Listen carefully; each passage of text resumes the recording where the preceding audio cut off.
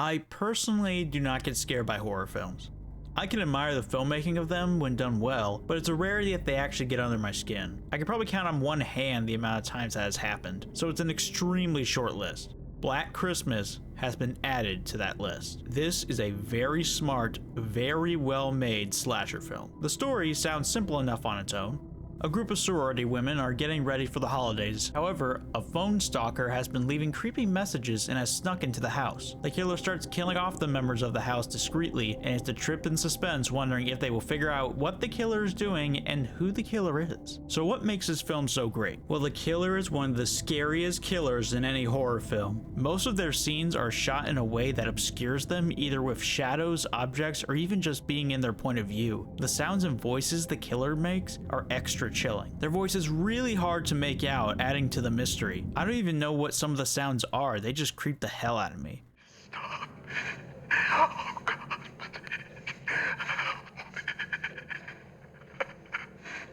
What do you want?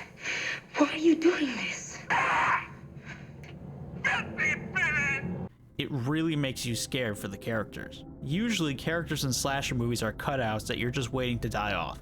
Here, all the characters feel like real people you'd meet in college. Some have a bit of an archetype like the party girl or the nerd, but that's not all of their personality, just one aspect of it. For example, the house mother is shown drinking all the time. In some movies, that would be her only character trait, but she's shown to have a real fun personality and really gets along with the other girls, and it's really nice to see. The characters deal with real issues, including the main character, Jess, who gets in conflict with her boyfriend when she tells him she wants an abortion. Which, yeah, let's talk about that.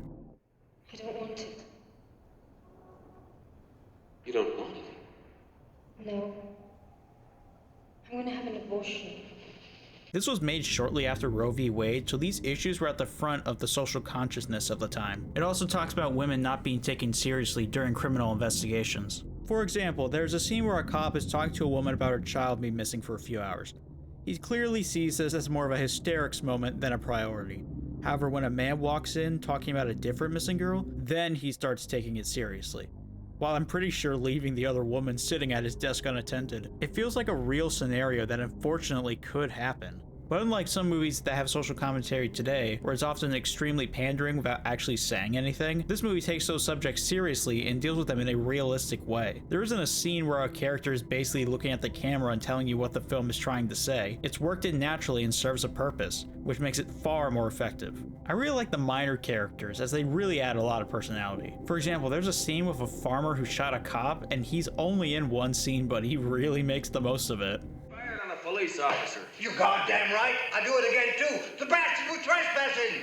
They add a strong sense of realism to the world, making it feel like we're peeking into one chapter of real people's lives rather than watching movie characters. The atmosphere is perfect. The nights are pitch black and you can almost feel that cold wind hitting the characters' faces. It sounds like this would be easy, but there are a lot of movies that think if they just add snow, it automatically looks cold. There isn't that much snow, and I can tell it's freezing. Combined with the music, it creates this feeling of trapped isolation, even though the characters aren't necessarily confined. Another small thing I really enjoyed about the movie is the speed of information. When a character goes missing, it actually takes a while for people to realize they're truly missing. And when bodies start piling up, different people learn about it at different times. This was a time before smartphones and the internet, so it takes a while for everyone to actually be on the same page. Speaking of which, one thing that does date the movie is the technology.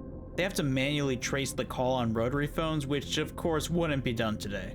I don't consider this an issue though, because not only is it impossible to keep a movie technologically timeless in a real world setting, but the movie actually walks through how it works. Even if I don't know 100% what these machines do, I understand what everyone is doing with them. The only problem I have with the film, and it's really a small problem, is that some of the actors are clearly not college age. Technically, they could just be much older students, but I don't know. You look at those haircuts and I think they're supposed to be younger.